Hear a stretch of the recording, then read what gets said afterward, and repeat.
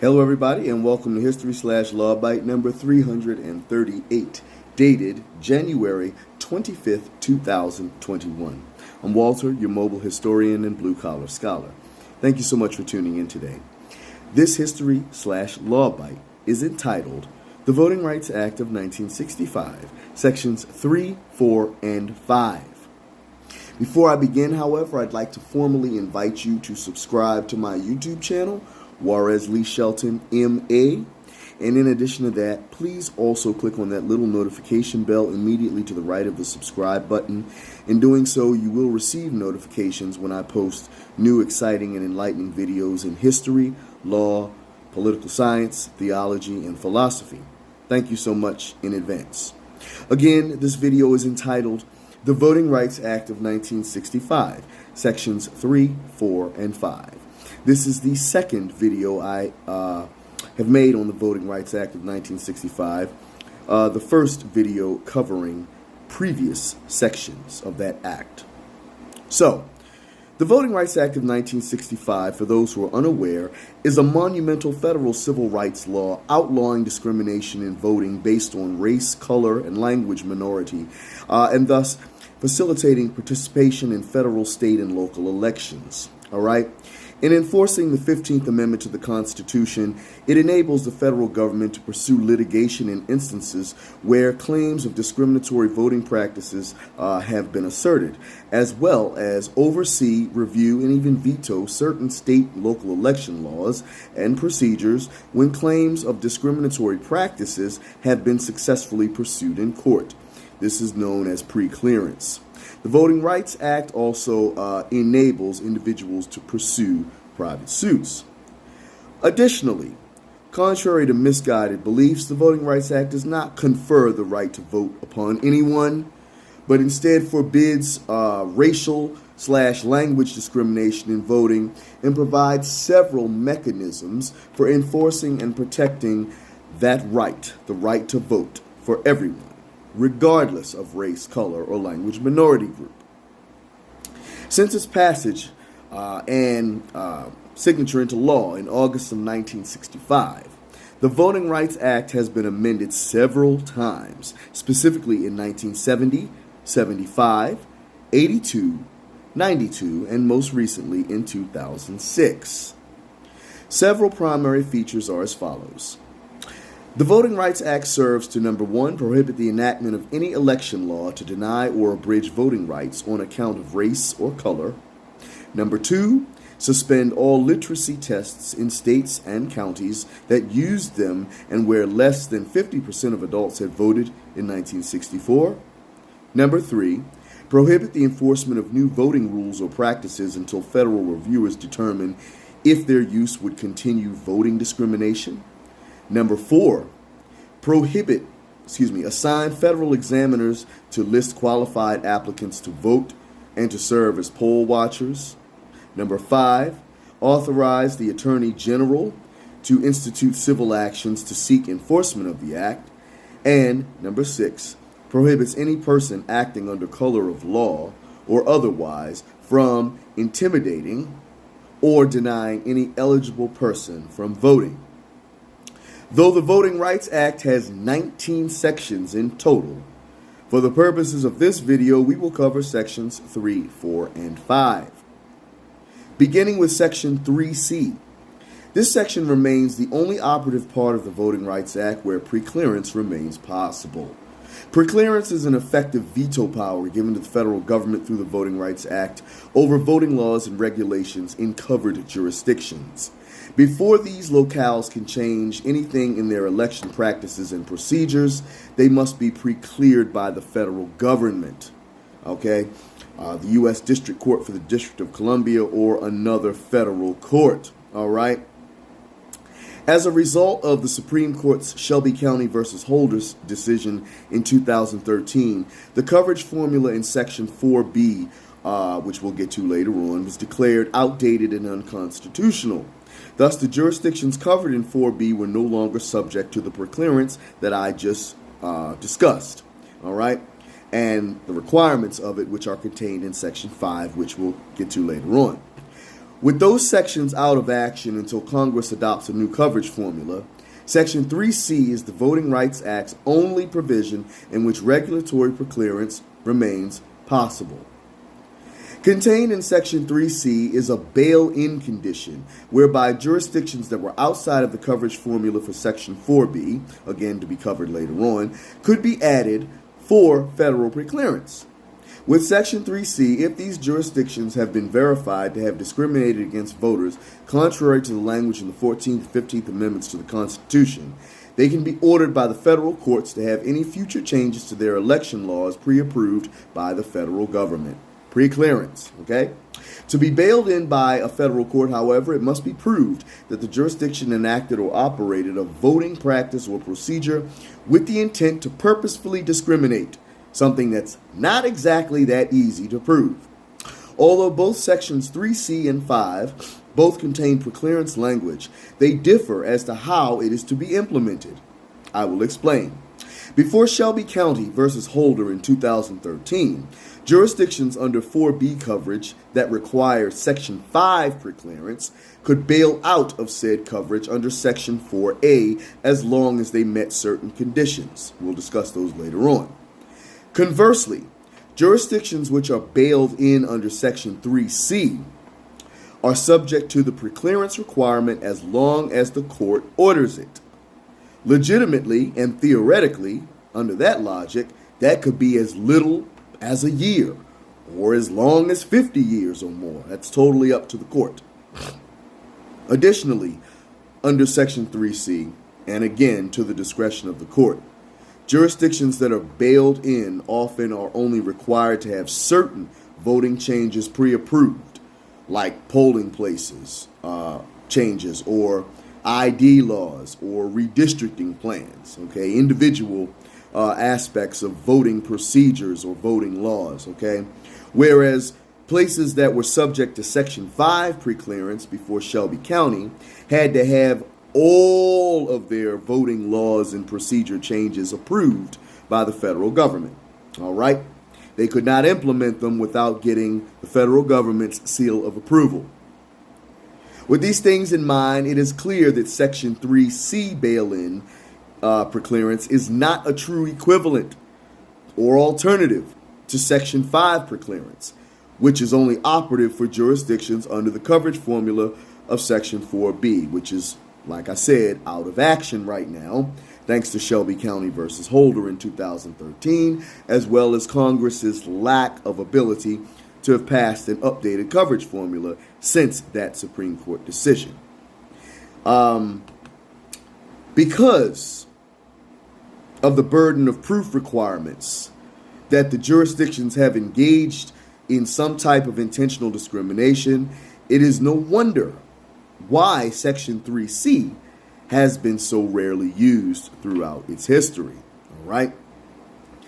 As a matter of fact, it would not be until 1975, 10 years after the Voting Rights Act was enacted by Congress, when the very first outside jurisdiction was bailed in. And between that time and 2013, the time of the Shelby County versus Holder decision, 38 years, a total of 18 jurisdictions were bailed in, some 16 alone in the states of New Mexico and Arkansas. It is worthy to note that in Shelby County, the Supreme Court did not address the constitutionality of Section 3C at all. Thus, bail-in under this provision is still very much legal and possible. The court likely did not address 3C because the preclearance requirements in that section obviously had to be based on current problems, all right? It was not as a result of a coverage formula that was perceived as outdated and decades old and thus obsolete in the minds of the Supreme Court in that case. As a direct result of Shelby County versus Holder, there was a marked increase of Section 3C filings, all right, by the U.S. Attorney General. In January 2014, for example, Evergreen, Alabama, was bailed in by a federal court, as was Pasadena, Texas, in 2017. In the case of NAACP versus McCrory in 2016, Although the Fourth Circuit struck down a discriminatory North Carolina law, it declined plaintiffs' request to bail in the whole state under Section 3C of the Voting Rights Act. In sum, Section 3C was intended to supplement the broad preclearance required of Section 5 for the covered sections in 4B. Section 3C was not hardly intended to be the primary avenue for preclearance, a role that it unfortunately has now, again, thanks to Shelby County and Congress's failure to enact an updated coverage formula to essentially overrule Shelby County's holding. So, due to the somewhat restricted nature of how jurisdictions can be bailed in and the broad discretion of the courts as to what regulations will need preclearance, Section 3C lacks both the force and the reach that 4B and 5 collectively possess. And again, it is therefore not an equivalent substitute for those provisions. So that takes us now to Section 3A. 3A contains language authorizing federal observer certification. In 3A, should a federal court determine that non-covered jurisdictions have violated the Voting Rights Act guarantees under the 14th and 15th Amendments to the Constitution, it can certify for that locale to receive federal observers. These individuals, aka hound dogs, in my humble opinion, are the eyes and ears of the Justice Department and the federal courts, preparing reports that can be used in litigation, and these individuals can also serve themselves as witnesses. All right? With these things in mind, observers play a key role in enforcing the Voting Rights Act, as well as the 14th and 15th Amendments to the Constitution. That takes us to Section 4, and first to Section 4B. As originally written, this section outlined a coverage formula for jurisdictions engaged in the most flagrant forms of racial discrimination in voting. A state or political subdivision of a state is subject to the administrative enforcement provisions of the Act, here in Section 4B, if it maintained a literacy test or device, such as the requirement that a qualified voter vouch for the eligibility of a registered applicant, as a condition for a voting registration as of November 1st, 1964, 68, or 72. A state or political subdivision of a state is also subject to the enforcement provisions of the Act if either less than 50% of age-eligible citizens were registered to vote or less than 50% of such citizens voted in the presidential election held in the year in which it used such test or device. A jurisdiction is considered to have used a literacy test on November 1st, 1972, if more than 5% of its voting age population were of a single language minority, American Indian, Alaska Native, Asian American, or of Spanish heritage, and it conducted elections with exclusively English language materials or assistance. These jurisdictions were subject to the preclearance requirements contained in Section 5. More on that later on.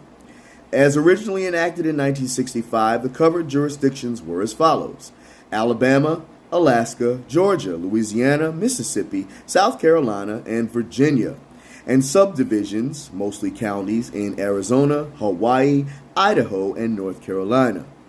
1968 modifications in coverage resulted in the partial coverage of Alaska, Arizona, California, Connecticut, Idaho, Maine, Massachusetts, New Hampshire, New York, and Wyoming. Connecticut, Idaho, Maine, Massachusetts, and Wyoming filed successful bailout lawsuits as also provided by Section 4A. All right, more on that later on. The 1972 coverage covered the whole states of Alaska, Arizona, and Texas, and parts of California, Florida, Michigan, New York, North Carolina, and South Dakota. The special provisions of the Voting Rights Act in Sections 4 and 5 were initially set to expire in 5 years, but were renewed by Congress in 1970 for another 5-year extension.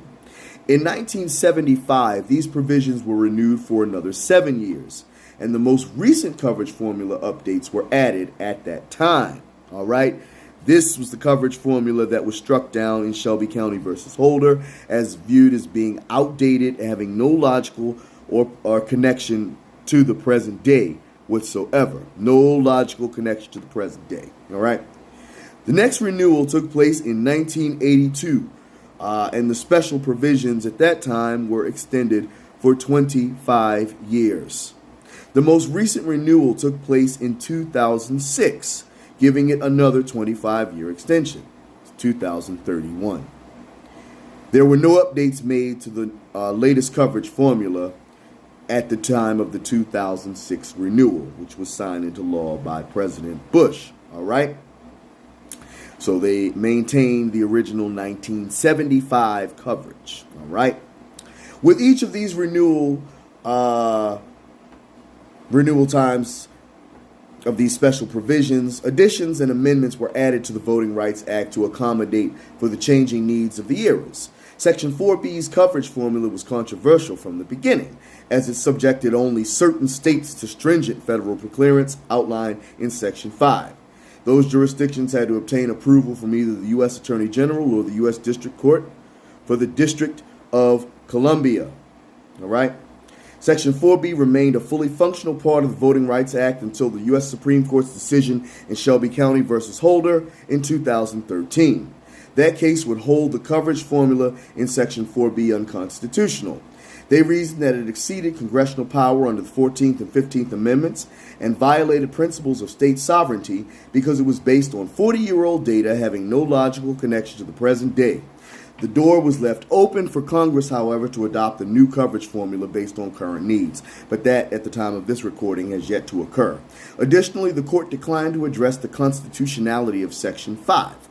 Without Section 4B, however, the operative preclearance requirements of Section 5 remain unenforceable and powerless. All right? Next, Section 4A provides the ability for jurisdictions covered by 4B to bail out of said coverage. For this to happen, the jurisdiction needs to obtain a declaratory judgment from a 3-judge panel of the U.S. District Court that they are eligible to do so in the first place. The process for bailout has certainly evolved over time, and in 1982, the load on the states was lightened by making bailout easier in 2 formats. First, in states fully covered, individual jurisdictions within states could bail out even if the state itself is ineligible to bail out. Next, it reduced the time length from 17 years to 10 years in which a jurisdiction had to demonstrate that in the preceding 10 years before requesting bailout, it did not use a test or device with a discriminatory purpose or effect. Number 2, no court determined that the jurisdiction denied or abridged the right to vote based on racial language or minority status. Number 3, that the jurisdiction complied with the preclearance requirement. Number 4, the federal government did not assign federal examiners to the jurisdiction. Number 5, the jurisdiction abolished discriminatory election practices. And number 6, the jurisdiction took affirmative steps to eliminate voter intimidation and expand voting opportunities for protected minorities. Should the court rule in favor of the jurisdiction, it will be under judicial supervision for 10 years and will retain the ability to return that locale to coverage for voting rights violations if they screw up. Between the U.S. Supreme Court's decisions in Northwest Austin Municipal Utility District versus Holder in 2009 and Shelby County versus Holder in 2013, some 20 jurisdictions would prevail in bailout actions. That takes us finally to Section 5. This section, on the other half of the walnut created by Section 4B, which we have discussed, requires the jurisdictions covered by that section to obtain federal preclearance before changing any aspect of their voting laws or procedures. Prior to making any changes, these covered jurisdictions had to prove to the U.S. Attorney General or a 3-judge panel of the U.S. District Court for the District of Columbia that such changes did not discriminate on the basis of race, color, or language minority status. Should the jurisdiction fail to prove this, the preclearance would be rejected and the changes would not be implemented. The 2 types of preclearance available from this section are administrative preclearance from the U.S. Attorney General or judicial preclearance from the U.S. District Court for D.C. Under the first type, once a plan was submitted to the AG, the Attorney General, he or she had 60 days to interpose an objection to the jurisdiction's proposed changes. Should there be an objection, then the proposed change is effectively vetoed by the Attorney General. If that occurred, these locales could seek judicial preclearance, whose opinion could not be overridden by the Attorney General. Indeed, a jurisdiction seeking the judicial option had to directly sue the Attorney General himself, requesting a declaratory judgment. The three-judge panel would then decide if the claims of discrimination were valid, thus either having a discriminatory purpose or effect. The loser retained the right to seek review in the U.S. Supreme Court directly, which is how you got Shelby County versus Holder in 2013. That case, which of course is mentioned heavily in this article, as I've mentioned, held the coverage formula in Section 4B unconstitutional due to its outdated nature. As to the court, it had no logical connection to the present day. Thus, Section 5 is essentially functionless at this point until a new coverage formula for Section 4B is adopted. So that concludes our discussion of Sections 3, 4, and 5 of the Voting Rights Act of 1965. If you have any questions or controversies, please leave them down below and I will be happy to answer them. I thank you so much for listening to this and hope you've learned something from it. If you have not subscribed to my YouTube channel at this point, please do so now. Juarez Lee Shelton, M.A. Your support means more than you will ever know. So I conclude with the wise words of one of my teaching role models, Mr. George Feeney. Believe in yourself, dream, try, do good. And with my own words, take care of yourself, stay safe out there, be blessed, and I'll talk to you at the next video. Cheers.